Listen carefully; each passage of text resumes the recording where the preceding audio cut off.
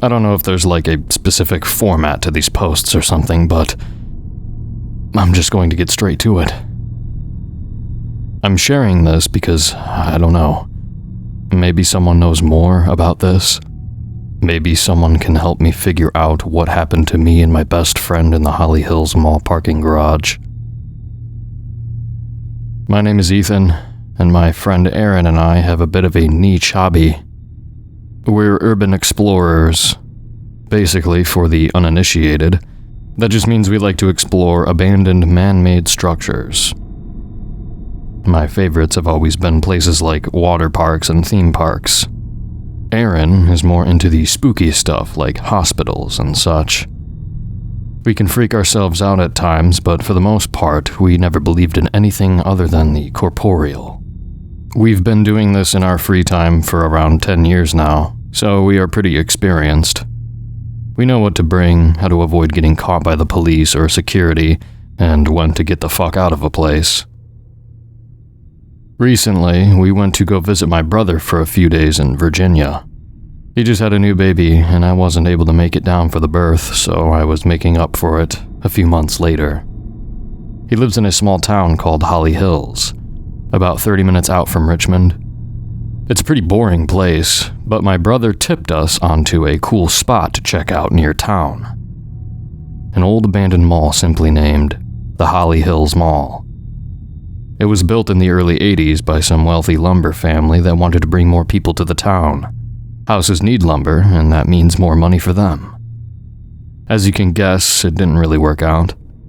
The mall was operational for about 7 years before it shut down in 1987. I know none of this is really important, but this helps me get my thoughts in order, and honestly, the history of these structures is part of the allure for me. Anyway, we decided it would be fun, and planned a trip on the last day in town, on the way to the airport for a late flight. We woke up bright and early, packed our bags and supplies into the rental car, and said our goodbyes to my brother, his wife, and their kids. The mall sat right on the edge of town. I thought this was odd, seeing as how they usually build that kind of thing central to town for ease of access, but I didn't think much of it. The mall was surrounded by pretty heavy brush and trees, as well as a tall chain-link fence. The entrance was blocked off by a typical dilapidated gate, held closed by a simple chain and padlock. Aaron pulled up to the gate, and I hopped out to apprise the situation.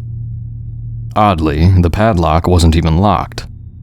Unusual, but not unseen. Sometimes people just stop giving a shit about these old places and don't even check on them anymore.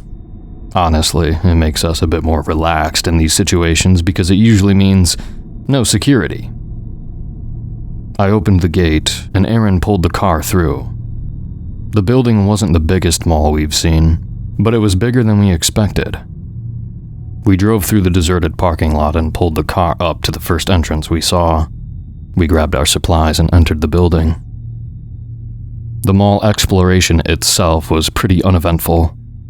It was cool to see all of the ads and architecture that seemed frozen in time, like we stepped back into a stale, post-apocalyptic version of the 80s.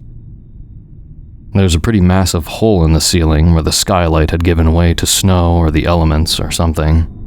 The tree that sat in the center of the courtyard had grown massive and was protruding out of the hole in the ceiling. Aaron does these explorations for the fun of it, but I am a bit of an amateur photographer, so I do it for the photos mostly.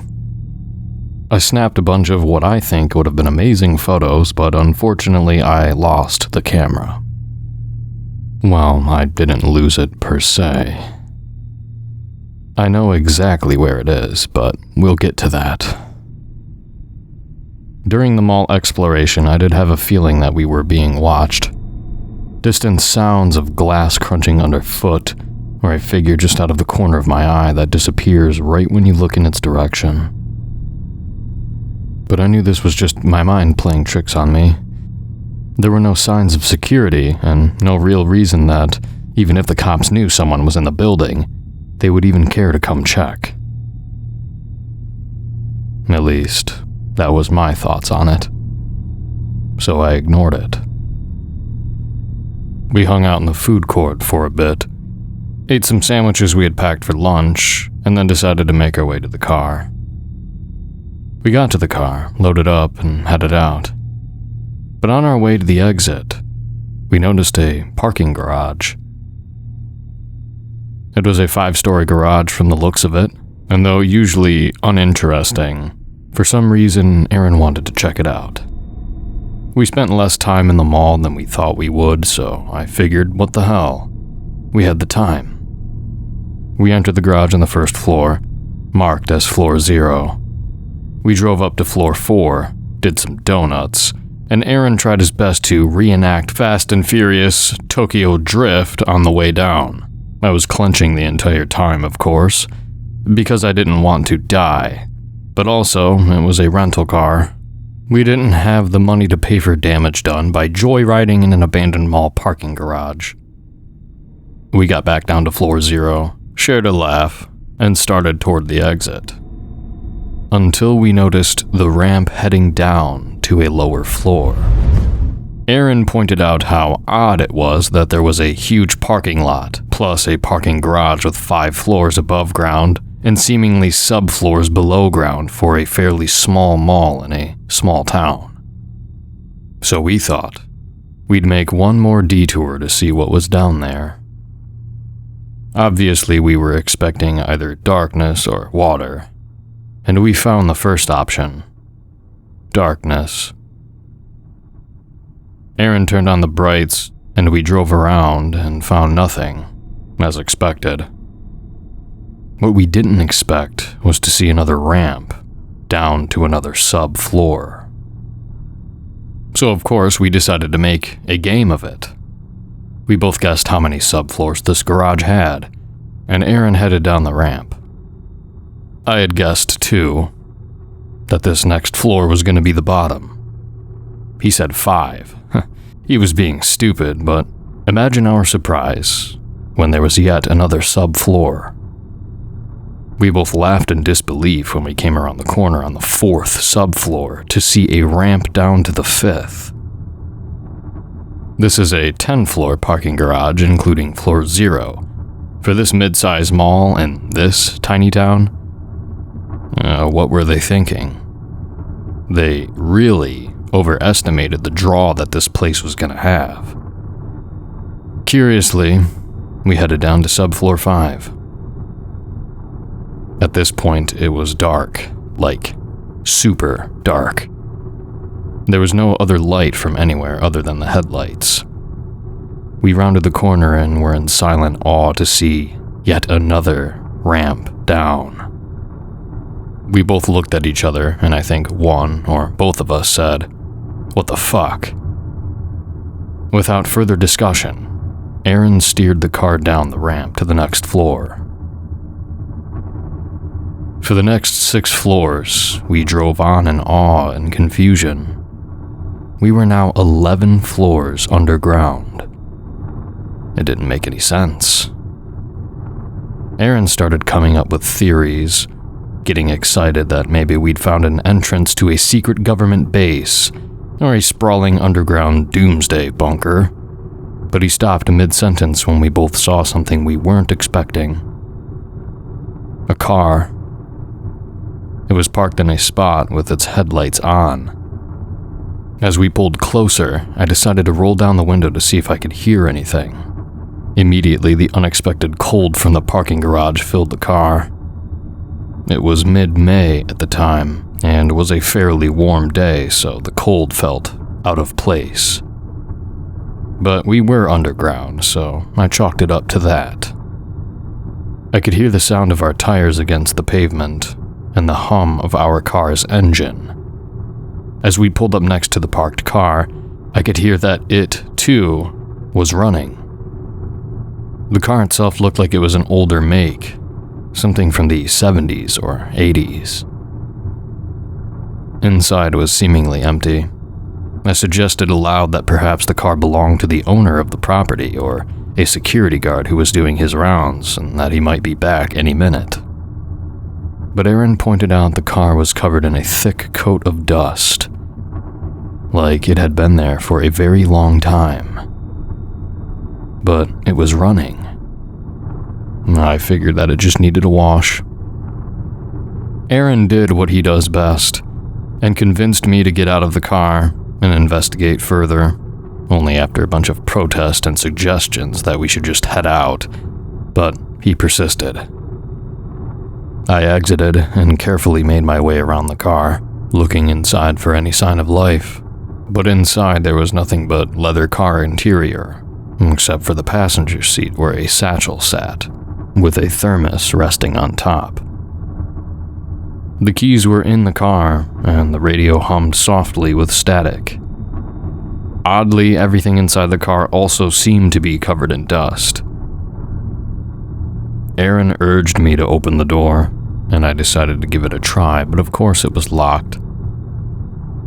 I looked around the lot, only being able to see the door to the stairs, and the elevators next to it, illuminated by the headlights of the two cars. I hurried back to our car, closed the door, and rolled up the windows. I urged once again for us to make our leave. If there was a security guard lurking around, I didn't want to deal with that, especially before our flight in a few hours. Again, Aaron protested. He had to know how many floors this thing had. I can't say I wasn't curious as well. So we left subfloor 11 and headed further down into the depths of the structure. We continued on in silence for 12 more floors before I spoke up. This is fucked. It didn't make any sense, and at this point, it just felt wrong, dangerous. I was in the middle of expressing this to Aaron when I noticed he had stopped the car and was staring silently ahead. I looked and was astonished to see a horse, a fucking horse, just standing there. It had the thing around its nose, the reins or whatever, and it was just standing there. After a moment of staring in confusion, Aaron said something like, "Is that a fucking horse?" And I replied with some sort of grunt of confirmation. The horse finally turned in our direction, and I'm pretty sure I screamed when I saw the skin hanging off the side of the horse's face, its skull exposed beneath. It was then I saw the blood on the floor, a large streak going from beneath the horse's hooves off into the darkness. I didn't want to know anymore. I wanted to get the fuck out of there, and I told Aaron as much. Aaron, against his and my better judgment, wanted to go on. He wanted to know what this all was, but this time I didn't let up. I was louder and more insistent than I've probably ever been with him, and he could see that, I think. So he agreed, and threw the car in reverse. We backed up and started back up toward the ground floor. At this point, I decided to try my phone. I had figured I wouldn't get any signal underground, and I was right. But I tried it anyway. Nothing. Again, we drove in silence for a few floors. Aaron finally broke the silence to apologize, but I stopped him short. The floors were numbered. Ever since we started heading down, they were each numbered to B1, B2, B3, etc. We were on B23 when we turned around and headed back up, but the sign I was staring at in that moment said B26. 3 floors lower than when we started heading back up. I thought someone was fucking with us, but it was all too elaborate for a prank. Still, it was impossible. There was no way we were traveling further down by driving up the ramps. It was physically impossible. But there we were, floor B26. Aaron was just as confused as me, obviously. He got out of the car, unannounced, and walked over to the sign on the wall. He grabbed it and began to shake it, then stopped and stared, clearly trying to figure it all out. I rolled my window down, and called for him to get back into the car. This was followed by another voice, repeating my words. Not mine, not Aaron's. He froze in place as the voice whispered loudly from the darkness. Get back in the car! Aaron did just that. He closed and locked the doors and rolled up the windows. We agreed that we needed to get the fuck out of there. This wasn't fun or adventurous anymore. But we didn't know what to do. We thought we were getting the fuck out of there. I remembered that we headed back up on B23, and we decided that we should just keep going up. If the numbers keep rising, we should hit ground level by B46. It didn't make sense, but it was the best we had. We continued driving back up. Aaron was driving a bit quicker than before, and just as we thought, the numbers kept rising, which seemingly meant we were descending. But we held out hope that it was just some weird fluke, and maybe it was a joke. Maybe we didn't see those signs on the way down. We traveled in silence again, all the way to floor B35, but it was an uneasy silence. We were afraid at every turn at what we might see, but there was nothing, mostly. There were a few floors with things that I did notice, some of them subtle, others glaring. Aaron was focused on driving and didn't seem interested in any of the strangeness we encountered on these floors for the most part. On one floor, I swear I saw a long dining room table with two figures sitting at either end, illuminated for only a few seconds by our headlights. Another floor seemingly had a cot in each parking space. They looked to each be occupied by a body. Alive or dead, I don't really know. One of the strangest, that even caused Aaron to stop the car for a moment, was a floor that didn't seem like a parking garage floor at all. It looked like we had pulled into a forest clearing. The pillars of the garage, now tree trunks through the concrete ceiling, was still visible above. There were plants, grass, bushes, and a pathway leading to what looked like a small cabin in the distance. The window glowed as if there were someone home, and smoke seemingly billowed out of the chimney. The curiosity overcame my fear, and I rolled down the window. The sound of crickets, cicadas, and a cool spring breeze filled the car. Aaron and I looked at each other for a moment before Aaron blurted out, "Nah, fuck that," and continued on up the ramp. Finally, after what seemed longer than it should have, we reached floor B46. Nothing. I started to cry. It was too much.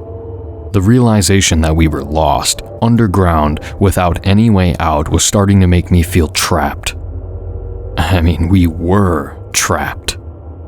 It was like I could suddenly feel the weight of every floor above us on me all at once. Aaron kept his cool. He tried to console me. He tried to offer explanations, but there was no explanation. We were in a labyrinth of a parking garage. Aaron started driving with purpose. He turned around and started down again. B47, B48, B49. He stopped the car, turned around again, and started driving back up the ramps. B50, B51, B52. He started to scream.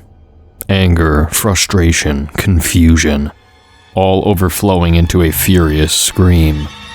Then in a deafening echo, his scream reverberated around us, outside of the car, within the parking garage floor. The windows rattled, the car shook, and then shut off. We were now in pitch blackness. The interior of the car was only illuminated by my cell phone, which I had plugged in and had been charging. I picked up the phone and turned on the flashlight. Aaron was desperately trying to start the car, but there was nothing. Not even a click. Then he screamed again, this time in alarm. In front of us, in the darkness, were two large eyes staring right at us. I have to express that when I say huge, they were massive, each seemingly the size of the wall. They felt almost flat and unnaturally still, but you could feel the consciousness behind them. Something was staring right at us. The whites were snow white, the irises an icy cold blue, the pupils were dilated and pitch black. I said fuck at least 15 times in a row, and Aaron slammed his fists on the steering wheel over and over. A voice, seemingly from inside the car, whispered again. Get back in the car. Aaron's percussive maintenance seemed to have worked because the car started back up, without him even turning the key. Whatever was down here seemed to want us to leave, and we wanted to leave too, but we didn't know how. Aaron put the car in reverse and spun it around. I could still see the eyes in the rearview mirror. He sped up the ramp, totally disregarding the numbers. He drove a good 6 or 7 floors before I noticed something standing out in the darkness. Each floor now had a dim light. I was able to calm Aaron down enough to listen to me, and I pointed it out. He stopped on the next floor to see the light in the distance. It was a door. The door to the stairs is illuminated by an emergency light above it. It was our only chance. It was our last option. He drove over and parked the car in front of the stairwell door, illuminating it fully with the headlights of the car. We both bolted out of the car. Aaron flung open the door and we started running up the stairs. After the first flight, we saw the number on the stairs. B57. We were ascending. I started to tear up in excitement. We continued on, faster than before. For 20 floors, we basically ran, energized by the fact that the numbers were going down, which meant we were going up. Around B30, we started to slow down pretty significantly. We were still making our way up, but we were tired. It was then that I looked back for the first time. The stairwell above was lit on each floor, but as we made our way up to the next floor, the lights on the previous were turning off. Turning back to head up the stairs, I ran into Aaron, who had stopped in front of me. He was looking up at the top of the next flight of stairs. I looked at what had stopped him. It was a person. A figure huddled in the corner at the top of the stairs. They sat with their head buried into their knees, shaking. Their clothes seemed faded, old and dusty. Maybe a homeless person that had gotten lost? Maybe the driver of the vehicle? I called out gently to the stranger, something along the lines of, "Hello? Are you okay? Do you need help?" Aaron scoffed. He said we needed help. Screw this guy. He started up the stairs, but when he got near the top, he hugged the rail, facing the figure the entire time. Slowly, he rounded the corner and called me forward. The stranger didn't move. They just sat there, shaking, arms wrapped around their legs, face hidden. They were mumbling something, but I couldn't make out what it was. I followed Aaron's lead and carefully passed the person. Same as before, no reaction. We moved on, leaving the figure behind. Aaron led, as before, and when I made it to the top of the next flight of stairs, I looked back down, startled to see the gaunt face of a man. His cheeks sunken in, face pale and old, eyes a piercing pale blue, just staring at me, silent, unnaturally still. I didn't say anything. I slowly walked up and rounded the corner. He stared at me the whole time. Again, I ran into Aaron, who was looking up at the top of the next flight of stairs. It was a figure. It looked like the same stranger. I looked down at him on the previous floor, staring at me, and the next floor, face buried in his knees. We traded what the fuck looks, but Aaron said, "Just ignore it and keep going. We're too close." So we did. Every floor after, he was there, hiding his face as we approached, staring at us as we left. It was unexplainable, but so was everything else so far. We made our way up, finally reaching B1. This time there was no man in the corner. I looked back to the previous top step, and he wasn't there either. I felt like this was a good sign for some reason. We made our way up to floor 0 and were relieved to see light shining through the cracks of the door. Aaron stopped for only a moment and pushed through the door. He began to laugh.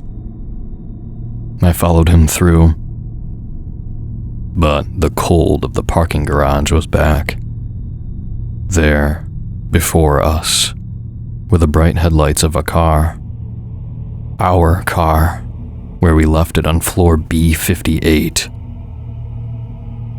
I had no words. Aaron walked back into the stairwell and fell to the floor, distraught and broken. I told him we can just keep going. We could keep going up. But he wouldn't move. He was tired and defeated. His stoic bravery had finally given way to hopelessness and fear. So I decided to go up to the next floor, to check it out. I ran up the stairs and I felt a sudden warmth. I could see the light through the cracks of the door, but I knew it was different. I knew it was the sun. I burst through and was blinded by the sudden light of the sun.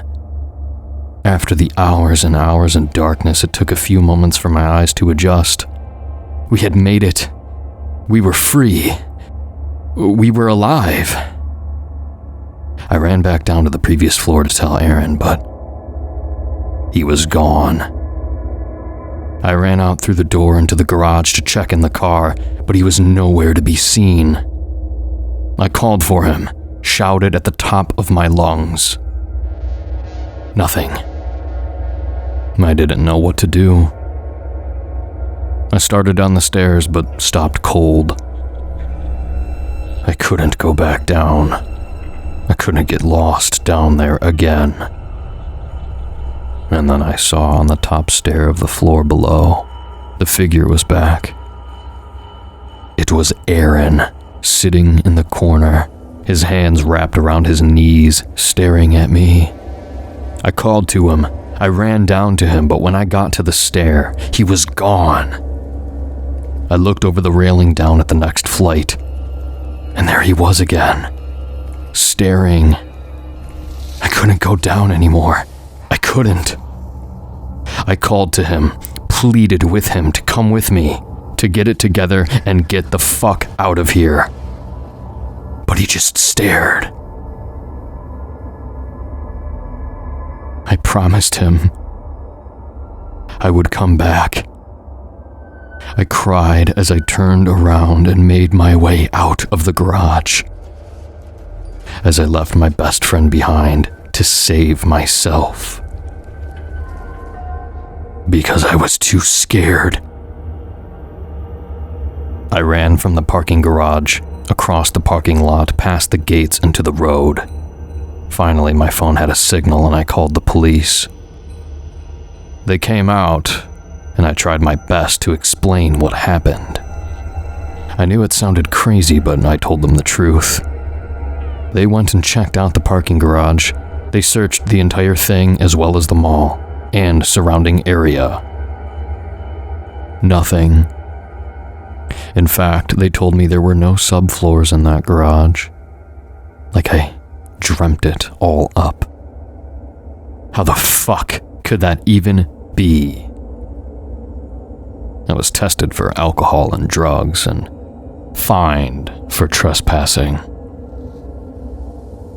When my brother arrived to pick me up, I tried my best to explain what happened, but if it couldn't get any weirder, he swore to me he did not know who Aaron was. They've known each other since we were kids. He's been my best friend for 20 fucking years. But he swore. His wife too. And kids. None of them remembered him. After that, I looked for any evidence of Aaron I could find. All the pictures on my phone were gone. My camera was still in the car, and there was no proof of his existence online. Anywhere. I didn't dream him up. I don't do drugs, I don't drink, I don't have any history of mental illness. I didn't make up 20 years of friendship. I've been seeing a therapist and started some meds. It hasn't helped. Nothing has. Something doesn't feel right. This world doesn't feel right. Like I came out of that parking garage into a life I didn't own. I feel like I don't belong here. Every day it becomes more and more clear to me that I have to go back. I don't know what I wanted to get from this post. Maybe just to tell my story. For people to know I existed. Aaron existed. Maybe to find someone who knows what happened to us. Who knows something about the Holly Hills Mall. Who can make any sense of it? Either way, I have to go back. I have to find Aaron. We have to get back in the car.